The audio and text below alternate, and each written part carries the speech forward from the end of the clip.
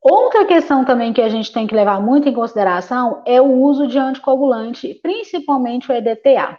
Muitos pacientes, o que que acontece? Eles apresentam um alto anticorpo que quando entra em contato com esse EDTA, fazem o quê? Eles promovem a ativação desse anticorpo. E esse anticorpo, ele começa a se ligar a essas plaquetas, fazendo um agregado de plaquetas ali. Muito comum também a gente ver um satelicismo em volta das células brancas, porque muitas vezes, quando a gente vai ver na lâmina, essas plaquetas, elas estão todas em torno dessas células brancas na lâmina. Então, o que que acontece? Quando você vai ler no aparelho, o aparelho não consegue ler. Por quê? Porque está um agregado de plaquetas ali. Aí você pergunta, Adriana, mas como é que eu vou saber que o seu paciente tem ou não um problema com anticoagulante? Quando você vai avaliar essa amostra no aparelho, ela vai dar um resultado, provavelmente vai dar um flag ali naquela amostra, ou vai dar um resultado, né, que não condiz muito, vai dar um resultado meio assim alterado, muitas vezes abaixo. Só que quando você vai verificar o esfregaço sanguíneo, o que, que vai acontecer?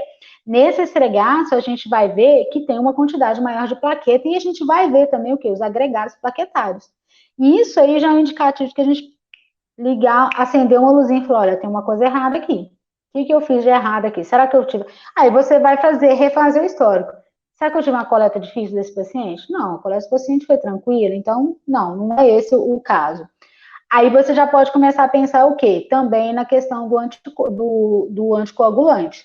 Um problema, uma coisa que a gente pode fazer é, se você já tem um histórico, então muitas vezes isso deve ser relatado no laudo, ou pelo menos deve ficar no laudo interno do laboratório, porque quando o paciente retornar para fazer o exame, você já vai ficar ligado, olha, esse paciente aqui tem problema com EDTA.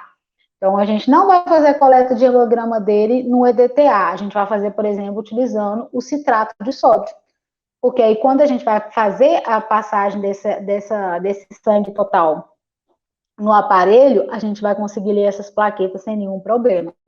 Ou, se você já sabe que isso acontece, mas você não tem um citrato de sódio no seu laboratório, o que, que você vai fazer? Você vai pegar essa amostra e imediatamente você vai passar ela no aparelho, sem deixar essa amostra ficar muito tempo em contato com o EDTA. Porque você vai observar que a primeira amostra que você passa, você vai ter um número de plaquetas, ok, verdadeiro.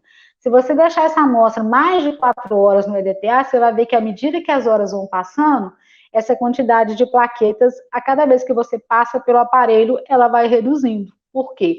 Porque ela está formando um agregado justamente pela presença dos anticorpos que estão ali sendo ativados por esse EDTA, e ele está formando esse agregado plaquetário ali. Então, cada vez você vai ter menos plaquetas disponíveis naquele sangue total, e quando você for fazer a leitura, você vai ter uma leitura errônea com uma falsa plaquetopenia lá no seu laudo.